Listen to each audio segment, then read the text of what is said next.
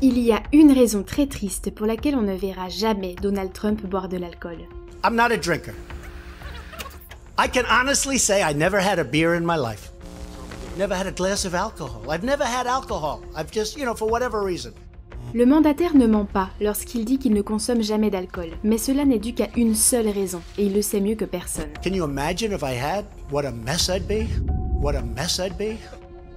Aujourd'hui, on ne peut que l'imaginer, mais il y a plus de 50 ans, l'actuel président des États-Unis a vécu ce désastre en chair et en os.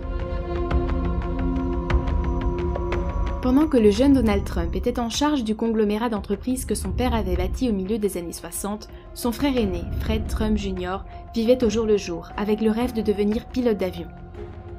Donald et le reste de sa famille regardaient cependant avec mépris cette absurde et inutile passion qui vibrait timidement en son intérieur.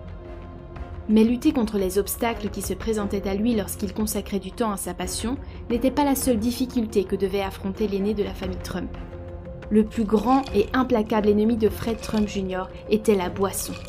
Ce qui est curieux, c'est que contrairement à la plupart des alcooliques, Fred était conscient des ravages que l'alcool pouvait causer. Il était passé par la dépendance, l'isolement, la négation, la perte de contrôle et l'agressivité. C'est pour ça que partager une coupe avec son petit frère ne lui serait jamais venu à l'idée, même quand les recherches médicales liées à l'alcoolisme font penser le contraire. Esto no es algo que pase en la familia del presidente de los Estados Unidos o que pasó dentro del seno familiar. Esto también pasa en muchas familias. Una madre alcohólica no cuida a su bebé ni a sus hijos.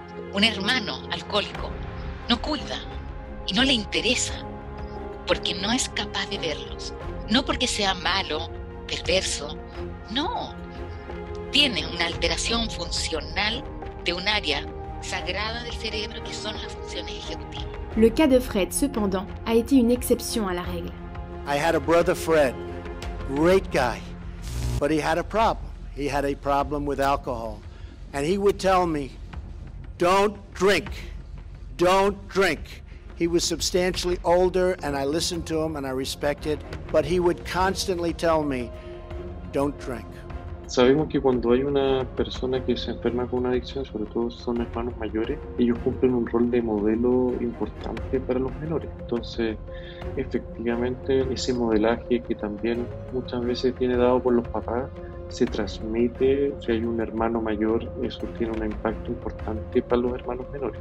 Mais aussi sain que pouvait paraître cet avertissement que donnait Fred à son petit frère, lui ne pouvait pas l'appliquer à sa vie privée. La relation entre deux a alors commencé à se ternir, autant à cause du scepticisme de Donald quant au rêve de son frère de devenir pilote, qu'aux conséquences dévastatrices de l'alcoolisme de Fred sur sa famille. He was a strong guy, but it was a tough thing that he was going through. Un jour, alors que Fred feuilletait un magazine d'aviation dans sa chambre, Donald lui a fait un dur reproche. « On y va, Fred, qu'est-ce que tu fais? Tu perds ton temps. » Des années plus tard, Trump avouerait son regret d'avoir exercé cette pression sur son frère. Malheureusement, Fred Trump Jr. est décédé à 42 ans à cause d'une insuffisance cardiaque déclenchée par son alcoolisme. Et bien qu'il n'ait pas été capable de surmonter ce souci d'alcool, il a tout de même su transmettre à son frère un enseignement qui l'a accompagné jusqu'à aujourd'hui. But he really helped me. I had somebody that guided me. And he had a very, very, very tough life because of alcohol, believe me.